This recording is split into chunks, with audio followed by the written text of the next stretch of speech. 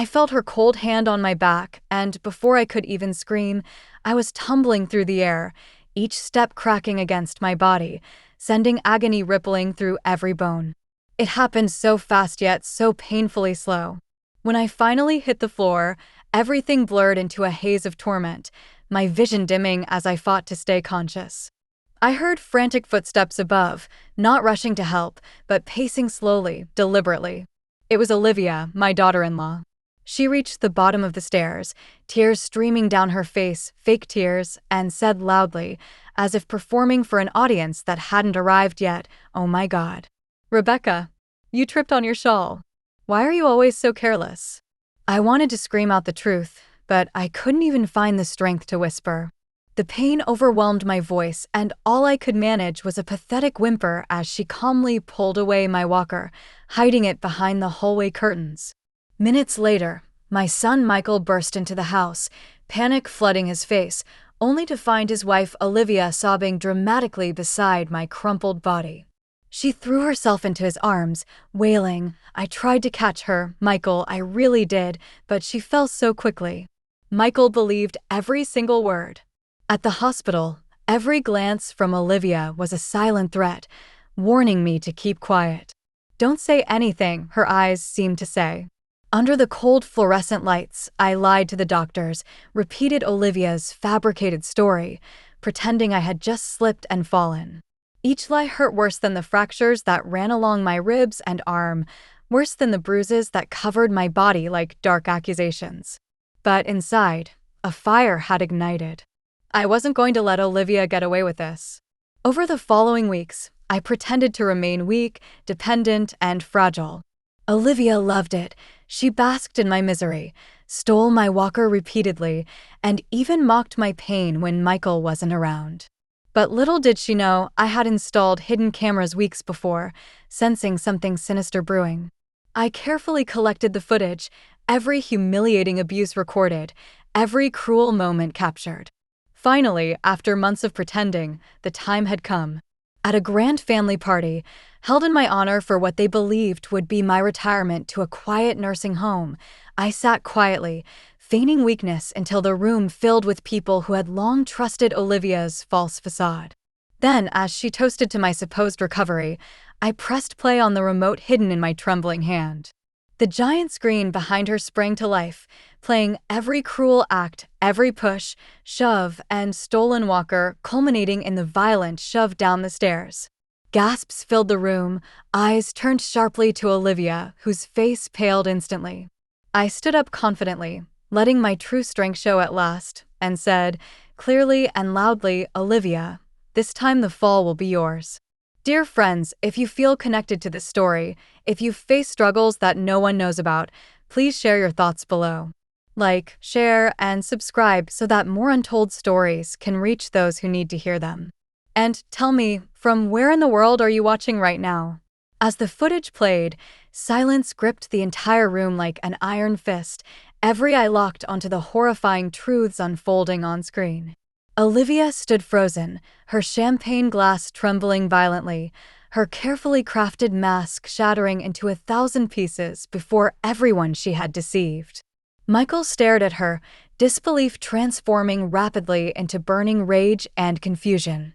He turned toward me, his mother, the woman had doubted, ignored, and dismissed for far too long, searching my face for answers he already knew deep in his heart.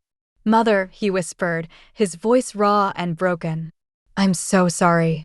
I didn't know, but I raised my hand gently, stopping him mid-sentence. My heart ached to comfort him, but this wasn't the time for forgiveness, not yet. Olivia had stolen too much from me, taken away my dignity, my strength, and nearly my life. I had promised myself justice. "Olivia," I said, stepping toward her, my voice stronger now, clear and firm. "You thought age made me weak, fragile, powerless, but age has taught me resilience and patience. You underestimated the strength of someone who's survived battles you can't even imagine." Olivia's eyes darted desperately around the room, searching for support, but found only shock, disgust, and betrayal reflected back at her. She stumbled backward, knocking into the very walker shed stolen and hidden so many times, the sound of its metallic crash echoing like poetic justice through the stunned silence. "It's not true," she whimpered pathetically. "This is a misunderstanding. It's been edited to frame me." But no one believed her lies anymore. Michael stepped forward, voice shaking with barely controlled fury. "I trusted you, Olivia. You were my everything. But you did this to my own mother." Olivia began sobbing loudly, a familiar tactic that had always manipulated him before, but not now. Michael turned away, disgusted, his eyes red with the betrayal he felt deeply. "Get out," he whispered, voice cold as ice. "I never want to see you again." Defeated and humiliated, Olivia fled the house, leaving behind the shattered remains of the image she'd fought so ruthlessly to maintain. A powerful silence followed her departure, and then slowly, one by one, my family stepped toward me, embracing me, offering heartfelt apologies, tears in their eyes, sorrow in their voices. But I wasn't finished yet, not even close. Olivia's departure wasn't enough. The law would soon come knocking, armed with the undeniable evidence I'd gathered meticulously. Olivia had mistaken my silence for submission, weakness for surrender. But now she would learn the true meaning of strength born from betrayal, from pain, from the fierce determination to reclaim the dignity she'd stolen. I stood among my family, tall, proud, unbroken. Olivia had pushed me down those stairs hoping I'd never stand again. But now she was the one tumbling down, and this fall was far greater than mine. Her cruelty had awakened something powerful in me, a spirit she could never break, never silence.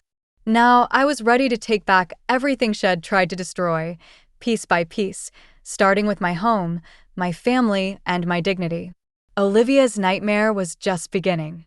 In the days following Olivia's humiliating exit, the family home transformed into a silent battleground. Michael drifted around the house like a ghost, his face etched with regret and sorrow.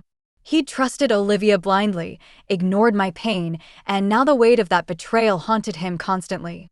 I wanted to comfort him, to tell him that I understood how deception could blind even the strongest hearts, but wounds this deep don't heal overnight.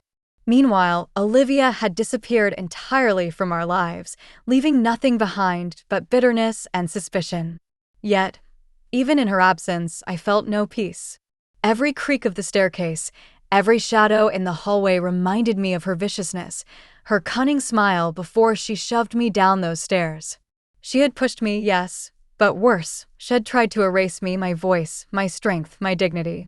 Those memories refused to fade, driving me forward in pursuit of justice.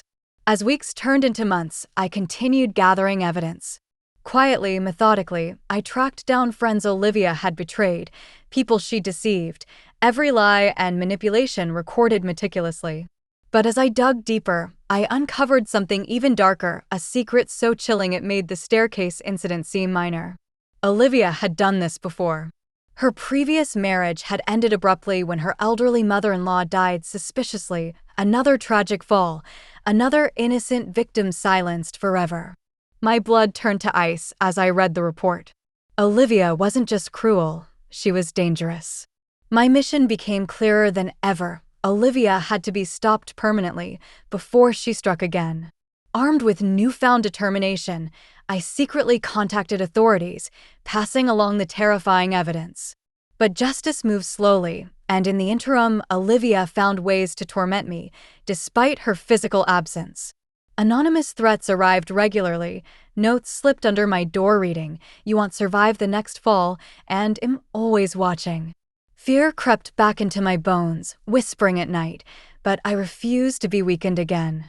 Instead, I installed additional cameras, reinforced doors, and prepared myself mentally, determined never to become her victim again. But Olivia had always been one step ahead. One stormy night, as the wind howled and rain lashed against the windows, the lights suddenly went out, plunging the house into complete darkness. My heart hammered in my chest. She was here. Olivia had returned. 2,543 chars/395 words. The darkness was suffocating, pressing against my chest, stealing my breath away. My pulse thundered loudly in my ears, drowning out even the violent storm raging outside. Rebecca. Olivia's chilling voice echoed faintly through the house, carrying a sinister melody of malice and vengeance. My blood froze, fear surging through me, but I clenched my fists tightly, reminding myself that I was not the same fragile woman Shed thrown down those stairs months ago. I was ready. Footsteps creaked on the stairs, the same stairs where Shed tried to end me. Each step she took felt like a cruel taunt, a deliberate reminder of the pain Shed inflicted, of the trauma that had left scars deeper than the fractures Shed caused. I steadied my breathing, quietly reaching for the phone hidden beneath the table, desperately hoping to call for help. But the line was dead. Olivia had cut it, leaving me utterly isolated. "Rebecca," she hissed again, her voice closer now, dripping with hatred. "You thought you could humiliate me? Ruin my life? You should have died at the bottom of those stairs." Her words ignited a fierce fire within me. I wasn't going to be terrorized again, not tonight, not ever. Slowly, I reached into the drawer beside me, gripping the handle of a heavy metal flashlight, holding it tightly like a lifeline. "You've underestimated me once again, Olivia," I called back, my voice echoing with newfound strength. "I won't be your victim anymore." She laughed bitterly, the sound filled with menace and disdain. "You're an old woman, Rebecca, weak, helpless, alone. Who's going to save you now? Michael? He abandoned us both the minute he chose you over me." Her words stung, but they only hardened my resolve. "I don't need saving," I replied defiantly, stepping into the darkness to confront her head-on. "You do." Suddenly, lightning flashed outside, illuminating her silhouette in the doorway. Her eyes were wild, filled with rage, her face twisted into a mask of fury and desperation. In her hand, she held something metallic, a knife. She lunged forward with a scream, but I was ready. With every ounce of strength left within me, I swung the flashlight hard, feeling the impact reverberate through my arm as it collided with her wrist. The knife clattered loudly to the floor, sliding away into the shadows. Olivia shrieked, clutching her injured wrist, eyes wide with shock at my unexpected resistance. "I warned you," I whispered fiercely, stepping closer, refusing to show any weakness. "You've taken enough from me. You will never hurt anyone again." But in that moment, headlights suddenly flashed through the window, bright and blinding. Olivia panicked, fear overtaking her as police sirens pierced the night, their blue lights flooding the darkened room. She bolted, attempting escape, but this time, there was nowhere left to run. I stood calmly as officers burst into the house, capturing Olivia swiftly. Her screams of denial filled the air, but no one believed her lies anymore. As they escorted her away, she glared back at me, eyes burning with bitter defeat. But I simply met her gaze steadily, silently promising myself that the nightmare was finally over and that I had won. With Olivia finally behind bars, I expected peace to return to my shattered life. But peace is fragile, and betrayal always leaves ghosts. Even with Olivia locked away, her dark presence lingered, casting shadows across my every waking hour. The bruises healed, my bones mended, but memories don't fade as easily. Michael, consumed by guilt and shame, struggled daily, retreating deeper into himself, avoiding eye contact, his words always distant and haunted. Our home felt emptier than ever, echoing with pain rather than healing. Friends and relatives visited occasionally, but their smiles were awkward, their conversations shallow. No one knew how to navigate the trauma we'd endured, leaving me feeling isolated, alone again. Then came the nightmares, visions of Olivia standing atop the staircase, her sinister smile illuminated by the lightning, her whispered threats repeating endlessly in my mind. I awoke nightly, soaked in sweat, heart racing, unable to escape her phantom grip. Determined not to become her victim again, I sought therapy, facing the truth head-on, slowly reclaiming control. Yet, just as normalcy seemed within reach, a letter arrived and signed, stamped from an unknown address. "This isn't over," it read ominously. My hands trembled violently, the note falling to the floor as dread twisted my stomach. Olivia might have been imprisoned, but her cruelty still walked free, hidden behind another face. Someone else was continuing her mission, determined to finish what Shed started. I realized with chilling certainty, the real danger was still out there, hiding closer than I imagined. The chilling note haunted me relentlessly, its anonymous threat gnawing at the edges of my mind. Every face I encountered suddenly became suspicious. Every kind gesture felt forced, masking something sinister beneath. Who was hiding behind Olivia's shadow, carrying forward her vendetta? I confided in Michael, hoping he might help unravel this twisted mystery, but his reaction was unsettling. Instead of shock, there was hesitation in his eyes, fear masked as confusion. "It's probably just some sick prank," he muttered unconvincingly, quickly changing the subject. But I knew my son. He was hiding something troubling enough to make his hands shake as he walked away. Suspicion became my constant companion, driving me deeper into a world I hardly recognized. Late at night, I began hearing whispered conversations behind closed doors, murmurs ending abruptly whenever I approached. One evening, desperate for answers, I followed Michael as he slipped from the house, walking hurriedly toward an unfamiliar car parked down the street. Concealed behind bushes, I watched in horror as the window rolled down, revealing a face I never expected: Victoria, Olivia's younger sister. My heart seized. Shed seemed gentle, harmless, the opposite of Olivia. Yet here she was, meeting secretly with Michael, exchanging hushed, urgent words. Their voices drifted softly, fragments reaching me clearly. "She suspects. We have to be careful," Michael whispered anxiously. Victoria nodded grimly. "Olivia warned me about your mother. She won't stop digging. We have no choice but to silence her." The betrayal sliced deeper than Olivia's push ever had. My own son, my flesh and blood, plotting against me. But why?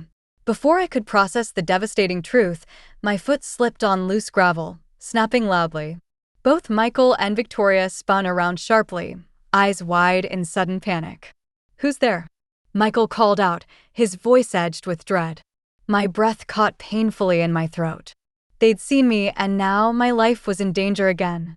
My heart raced wildly as I pressed myself deeper into the shadows, desperately hoping the darkness would shield me. Michael moved closer, his footsteps cautious yet deliberate. "Mother? Is that you?" He called softly, his voice shaking, an attempt at calmness betrayed by the raw fear beneath. My instinct screamed at me to run, but my body, frozen in disbelief and anguish, betrayed me. My own son had conspired with Olivia's sister to harm me, his own mother. The magnitude of this betrayal pierced through me, leaving me weak and trembling. I forced myself to step out of the shadows, confronting them both beneath the pale glow of the street lamp.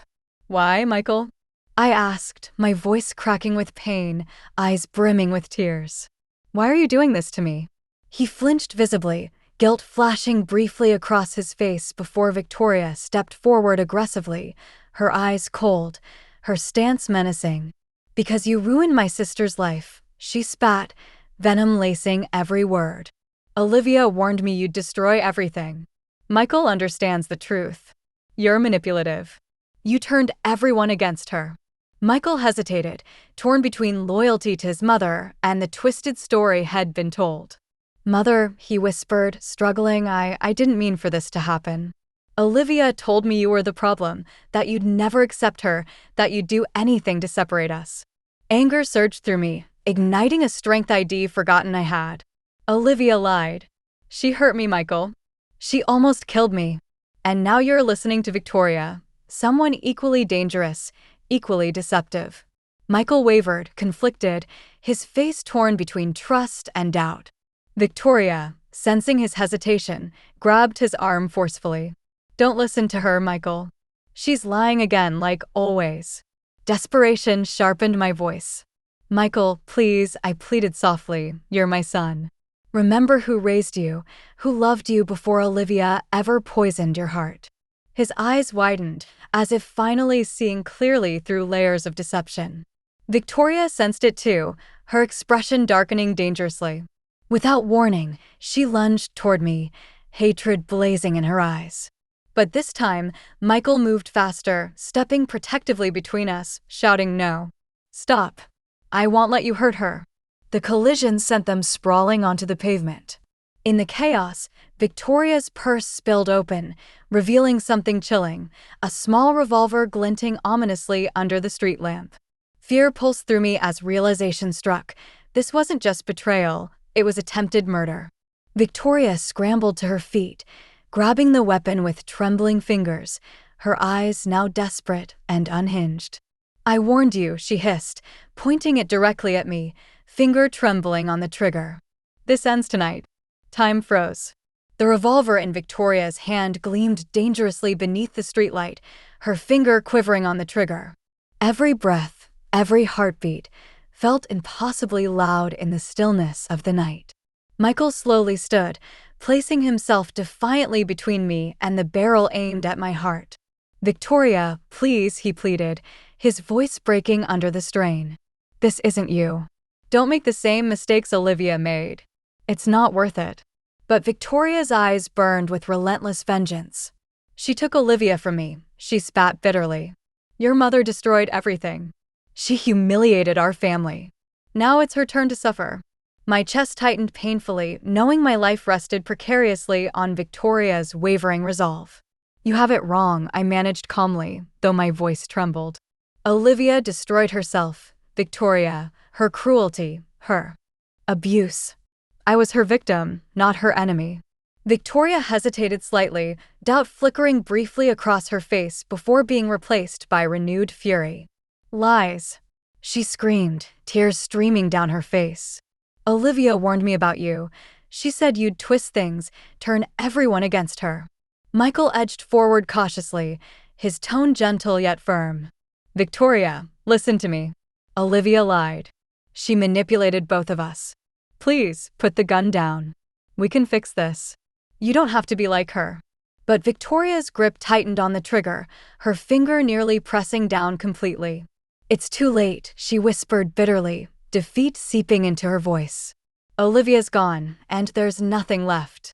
In that horrifying moment, headlights pierced the darkness again, blindingly bright, tires screeching to a halt as police vehicles surrounded us suddenly, their sirens shattering the tense silence. Officers emerged swiftly, weapons drawn, voices shouting orders for Victoria to drop the gun. Victoria, realizing she was cornered, dropped the weapon as her body collapsed in sobs. Officers quickly secured her, the immediate danger now over, but the emotional scars cut deeper than ever. Michael turned to me slowly, eyes filled with remorse and shame. Mother, he choked out painfully, I'm so sorry. I've been so blind. I stepped forward, wrapping my arms tightly around him, feeling his body shudder with regret. You're still my son, I whispered softly. We will survive this together. But as we stood together beneath the harsh glare of police lights, one chilling thought lingered relentlessly. Olivia's legacy of hatred had nearly claimed our lives again, and somehow, deep down, I knew this was still not the end.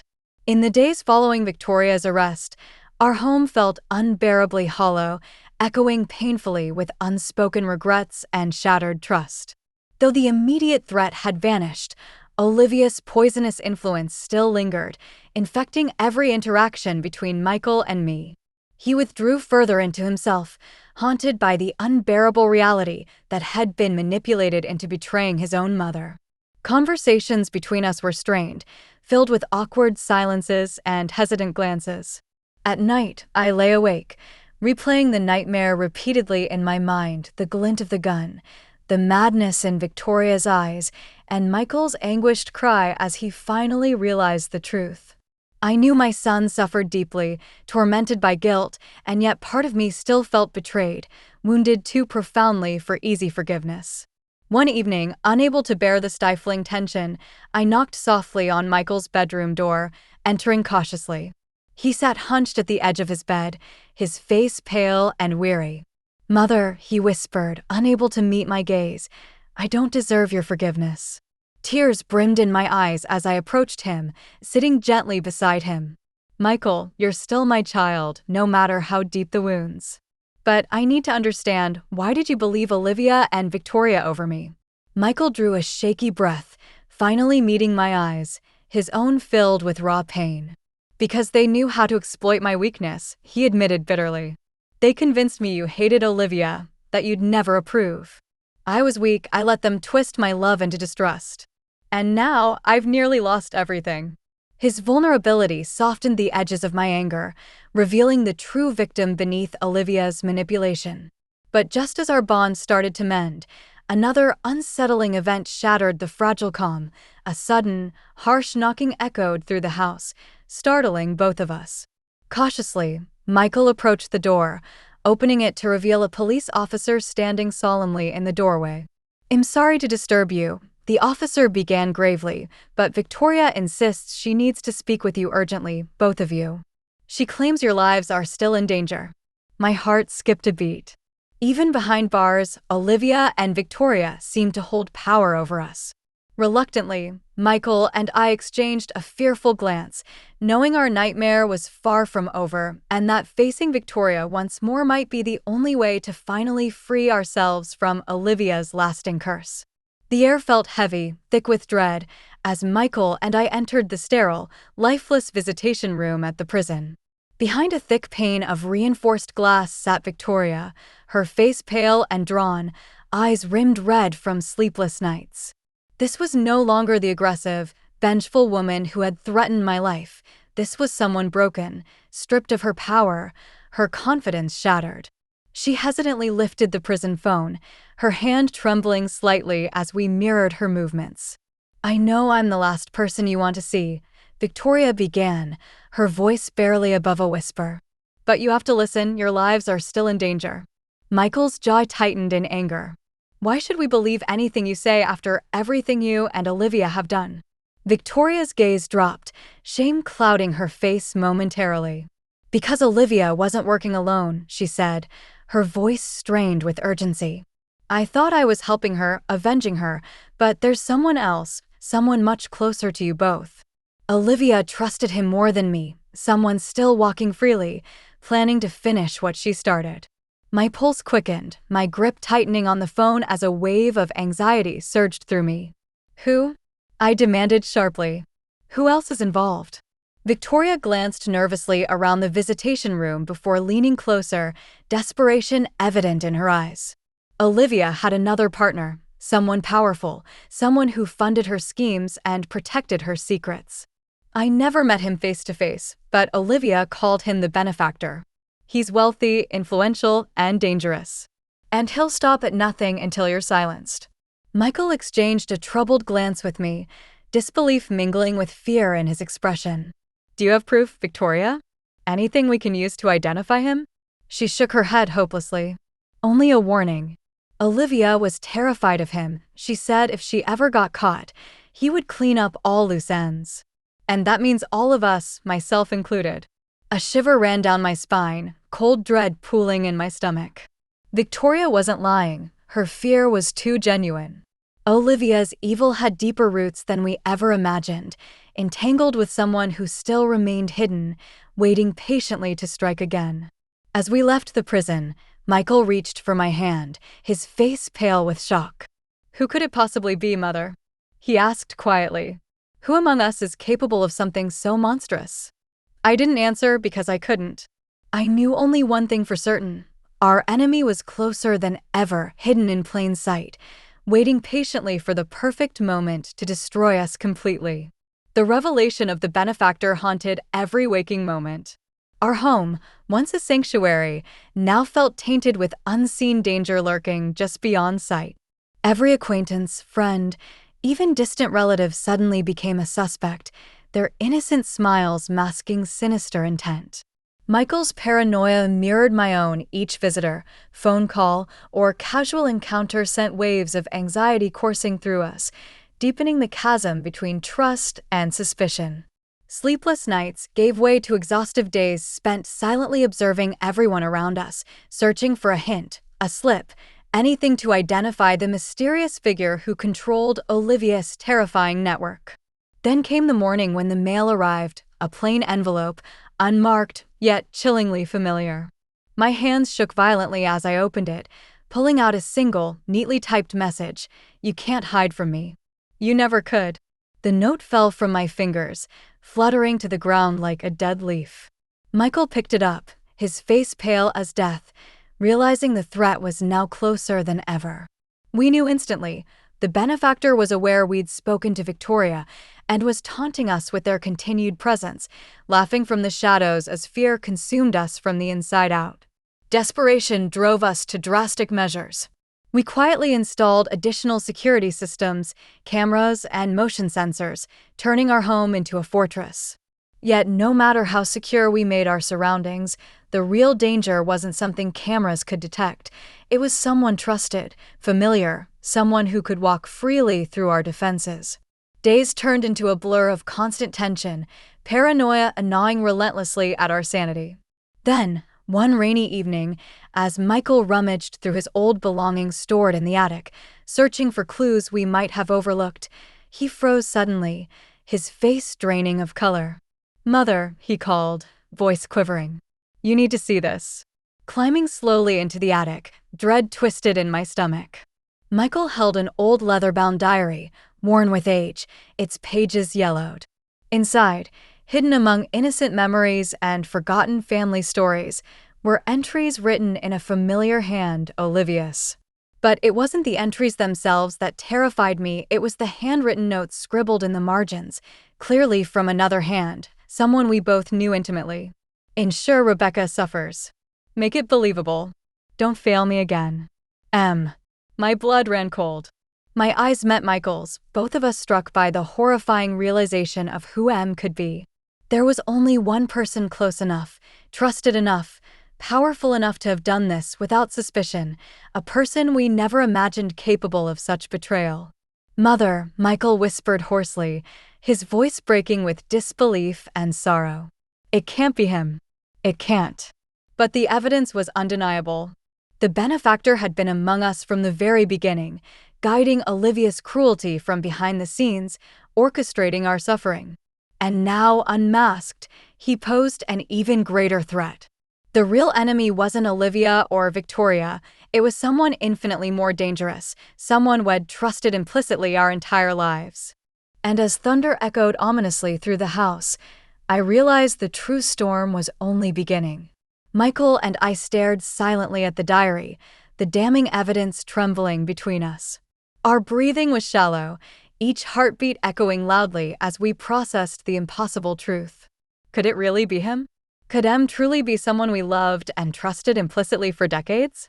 My stomach twisted with betrayal and nausea as I accepted the horrifying realization we'd been deceived from the beginning. "Mother," Michael whispered, agony in his voice, "what do we do now?" I steadied my trembling hand, closing the diary firmly. "We confront him," I replied, my voice stronger than I felt. "We have no choice." Hours later, we sat nervously in the living room, waiting. Every tick of the clock intensified our dread, and when headlights finally sliced through the darkness outside, both Michael and I stiffened. The front door opened slowly, familiar footsteps echoing softly in the hallway. It was Samuel, my brother-in-law, Michael's uncle, a man who'd comforted us through every trauma, who'd embraced us warmly at every family gathering. Now his face was calm, unreadable, masking sinister secrets he'd hidden masterfully for years. "Rebecca, Michael," he greeted casually, smiling gently as though nothing was wrong. "I got your message. What's this urgent matter?" Wordlessly, I placed the diary on the table, open to the incriminating page. Samuel's eyes flickered momentarily with surprise, then hardened swiftly, his smile dissolving into a cold, unsettling glare. "So you finally know," he said quietly, no trace of remorse. I wondered how long it would take. Michael stood sharply, fists clenched in fury. "Why? How could you do this to your own family?" Samuel's expression darkened further, resentment simmering openly now. "Family?" He scoffed bitterly. "Family abandoned me years ago. Your father stole everything from me, my inheritance, my dignity, my pride. Olivia was simply a tool to regain what was rightfully mine. Your mother was in my way." My heart ached, shattered by the coldness in his voice, by the hate head hidden beneath a warm facade for years. "You nearly had me killed, Samuel," I whispered, voice trembling with grief and rage. Was revenge really worth my life? He leaned closer, eyes narrowing dangerously. "Every last moment," he hissed. "And I won't let either of you destroy my plans now." Without warning, Samuel lunged forward, knocking Michael aside, reaching desperately for the diary, but he'd underestimated our readiness. Michael tackled him to the floor, pinning him with fierce determination, eyes blazing with a son's righteous fury. "You'll never hurt her again," Michael shouted, his voice echoing through the house like a battle cry. Sirens wailed outside, police cars summoned earlier now pulling up swiftly. Samuel struggled violently beneath Michael's grip, hatred still burning in his eyes as officers stormed in, securing him quickly. As they dragged Samuel from our home, he turned back to me, his voice dripping with venomous promise. "This isn't over, Rebecca. You haven't won yet." The door slammed shut behind him, leaving Michael and me alone in stunned silence. Samuel's twisted vendetta was finally revealed, but the chilling echo of his threat remained. Olivia's cruelty was merely the surface. Now we faced something darker, deeper, and even more dangerous. The worst, I realized grimly, might still be ahead. The heavy silence that followed Samuel's arrest felt almost surreal, like the calm after a devastating storm, but I knew better. Darkness still lurked in the shadows, and the scars he left behind would take years to heal. Yet, amidst the ruin, a spark ignited within me, a fierce determination to reclaim my life, my family, and my dignity. Michael and I began the slow process of rebuilding. We attended therapy, talked openly for the first time in years, and leaned on each other as a united front. The house, once a prison of fear and betrayal, slowly transformed back into a home filled with tentative hope. News of Samuel's arrest spread through our circle, and with it came mixed reactions, sympathy, disbelief, and whispered questions about what drove a man to such darkness. But I chose to focus on what mattered most, healing myself and protecting the ones I loved.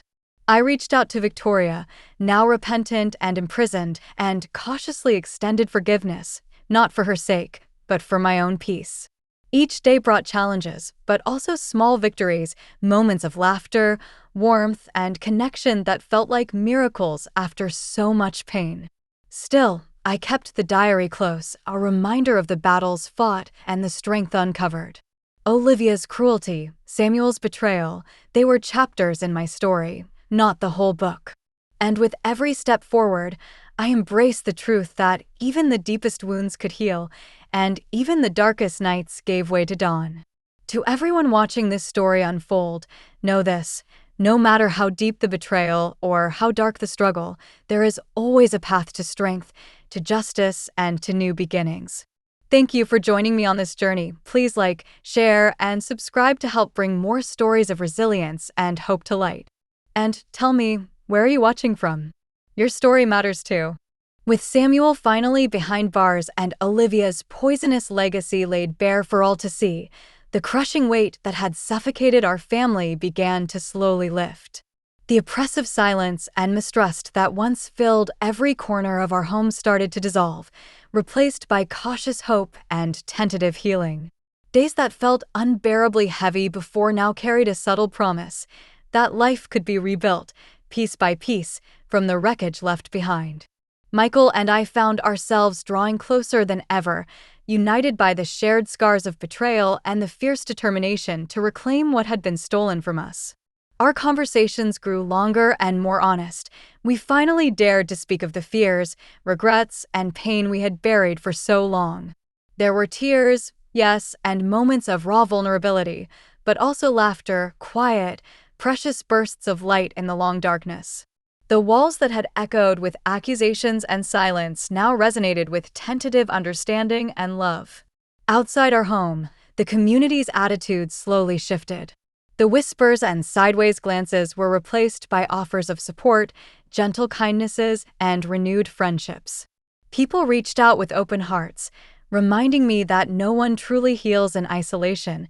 It is through connection that broken spirits are mended. I began attending support groups and therapy sessions, each step a conscious choice to move beyond victimhood toward empowerment. Reclaiming my independence was neither quick nor easy. There were mornings when the weight of past horrors threatened to pull me under again, when memories clawed back like shadows refusing to fade. But with every small victory, walking unaided, cooking again, smiling genuinely, I felt myself growing stronger, rediscovering the fierce woman who had survived far worse than anyone could imagine. The scars I carry now are reminders, not just of pain, but of resilience. They tell a story of survival, courage, and an unbreakable spirit that no darkness could ever extinguish.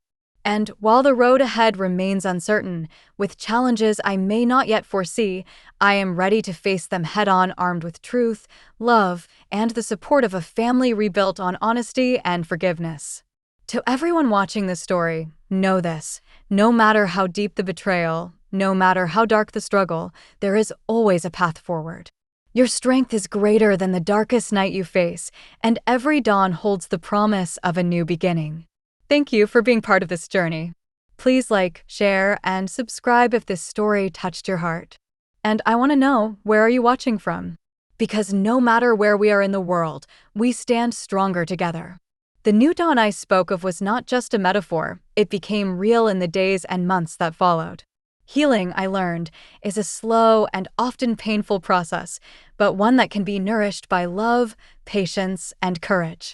Michael and I dedicated ourselves to rebuilding our fractured lives, not as victims, but as survivors determined to reclaim joy and peace.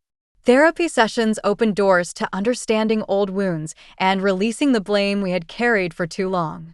With each conversation, our family ties grew stronger, bridging gaps once widened by silence and suspicion. Community support blossomed in unexpected ways. Friends I hadn't spoken to in years reached out, neighbors offered help without hesitation, and new connections formed from shared experiences of pain and triumph. These bonds became pillars of strength, reminding me that even in our darkest moments, we are never truly alone. I began volunteering with local groups supporting abuse survivors, turning my story into a beacon of hope for others walking a similar path. Physically, I grew stronger too. The fractures healed, scars faded, but the mental battles remained. Yet, armed with knowledge and surrounded by love, I faced those battles with renewed vigor. Every day was a testament to resilience, to the indomitable human spirit that refuses to be broken. I returned to hobbies I once loved but had abandoned: gardening, painting, even laughter with old friends. These simple joys became acts of rebellion against the cruelty that had once ruled my world.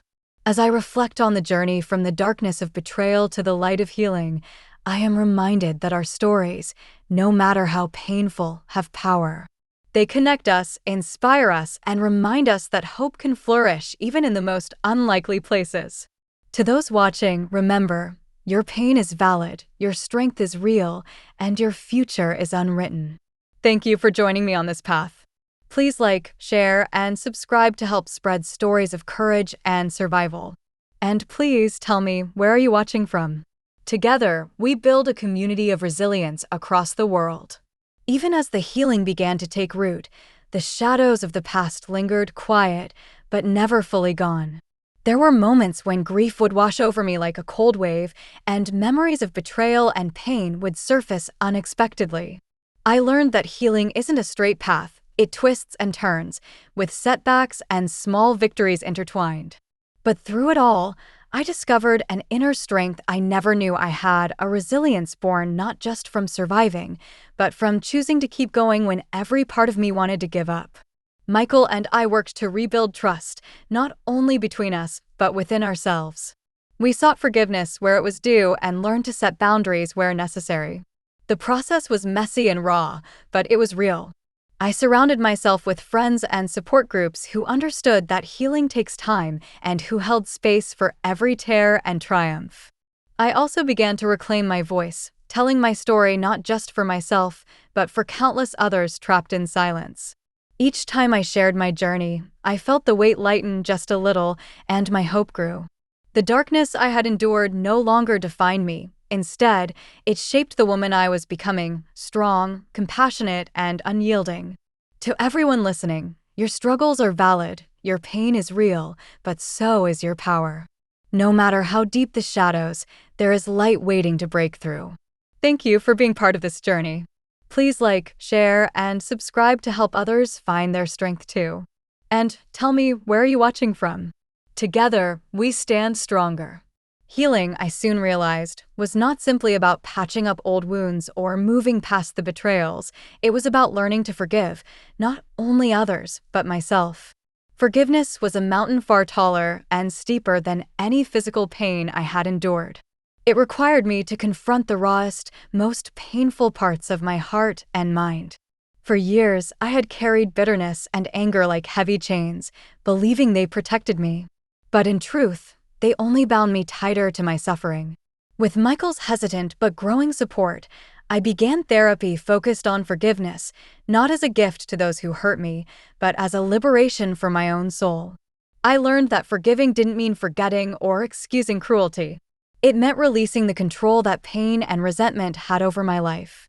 It meant freeing myself to breathe again, to live fully without the constant shadow of past horrors darkening every thought. This journey was long and arduous. There were days when I wanted to scream at the unfairness of it all, nights when tears fell freely as I wrestled with memories too heavy to carry silently. Sometimes, I relived the moments of abuse and betrayal with vivid clarity, and the wounds felt fresh and raw all over again. Yet through these storms, a quiet strength grew inside me, a resilience I could not have summoned alone. Forgiving Samuel, Olivia, Victoria, and even myself for the moments of doubt and weakness was the hardest, most painful work I ever did. But it was also the most healing.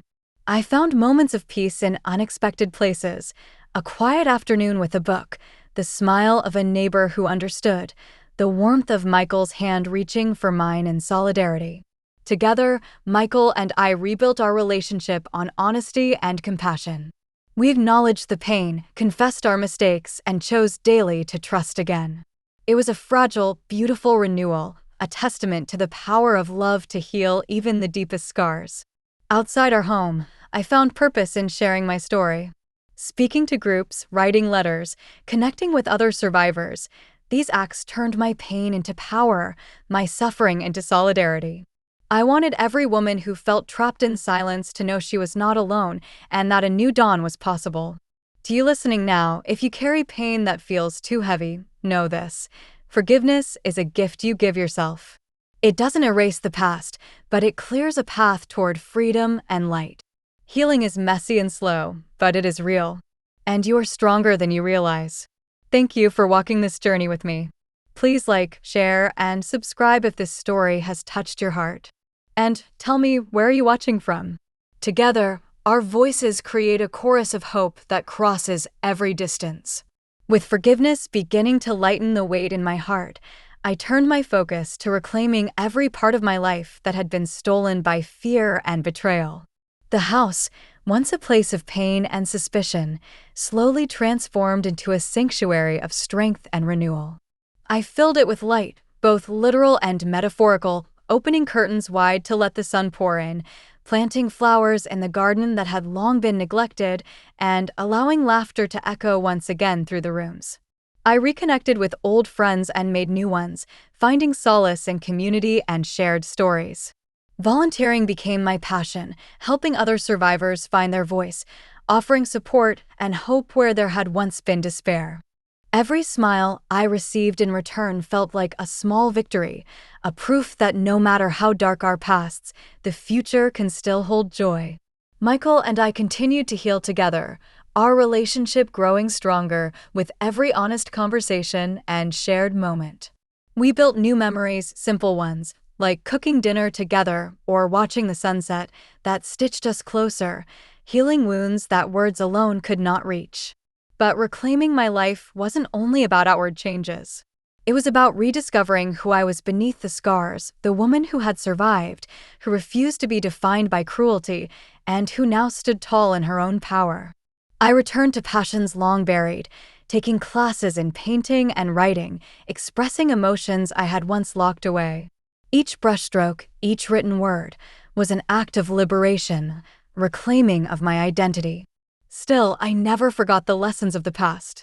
I remained vigilant, protective of my peace, and fiercely honest about the journey I'd endured. My story became my strength, and sharing it became my mission, to inspire others to break free from silence and claim their own power. To you watching now, no matter where you are on your journey, remember that reclaiming your life is possible. It may take time, patience, and courage, but the woman you want to be is already inside you, waiting to shine. Thank you for listening. Please like, share, and subscribe to keep this story alive and help others find hope. And I'd love to know, where are you watching from? Our strength is greater when shared across the miles. The journey back to myself was neither quick nor easy. Each day brought its own challenges, moments of doubt, old fears resurfacing, and the sometimes overwhelming weight of healing. Yet with every step, I grew stronger, more certain that my past would no longer dictate my future. I began setting firm boundaries, learning to say no without guilt, and surrounding myself with people who lifted me rather than tore me down. Michael and I continued to build a new foundation, one of trust, respect, and open communication. The shadow of betrayal still loomed at times, but it no longer controlled us. Instead, it became a reminder of how far we'd come and the strength we had discovered in one another. I found solace and empowerment in sharing my story publicly through talks, support groups, and even writing. Hearing others resonate with my experience reminded me that pain, when shared, becomes a bridge to healing and solidarity. Reclaiming joy was a slow, beautiful process. I danced again, painted, laughed aloud, and allowed myself to dream without fear. The woman who had once been silenced now stood tall and proud, her scars a testament to survival, not weakness. To everyone listening today, no matter how deep the wounds, no matter how dark the night, know that healing and strength await you. Your story matters, and your light can shine brightly again. Thank you for walking this path with me. Please like, share, and subscribe to help spread hope and resilience. And tell me, where are you watching from? Together, we create a tapestry of courage and connection that spans the world. As the years passed, I realized that healing isn't about erasing the past. It's about embracing every part of your story, the pain and the triumph, the shadows and the light.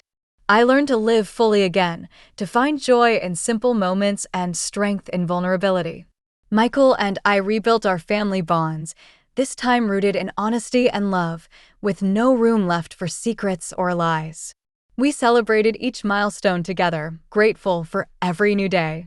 I continued sharing my story, hoping it would be a beacon for those still lost in darkness, reminding them that they too can find their way back. And so, with a heart full of hope and a spirit unbroken, I stepped confidently into the future, ready to face whatever came next. To everyone listening, remember, you are not alone, and your light can shine brighter than any shadow. Thank you for being part of this journey. Please like, share, and subscribe if this story has touched you, and tell me, where are you watching from? Together, we rise. This final chapter isn't just an ending, it's a new beginning. After all the darkness, betrayal, and pain, I stand here stronger, wiser, and more determined than ever to live a life defined by hope and love. Michael and I have rebuilt not just our family, but ourselves, piece by piece, heart by heart. Our scars tell a story, not of defeat, but of resilience and courage. Through sharing my story, I've connected with so many of you, women and men from around the world who have faced similar battles in silence. Your messages, your strength, your courage inspire me every day. We are not alone. Our voices together form a powerful chorus that can break the chains of abuse and betrayal. As we close this story, I want to thank you for listening, for caring, and for standing with me. Please like, share, and subscribe to keep these stories alive and to help others find their voice. And now, I want to hear from you. Where are you watching from? Let's build a community of hope, strength, and solidarity that spans every corner of the globe. Remember, no matter how dark the night, the dawn always comes. Together, we rise.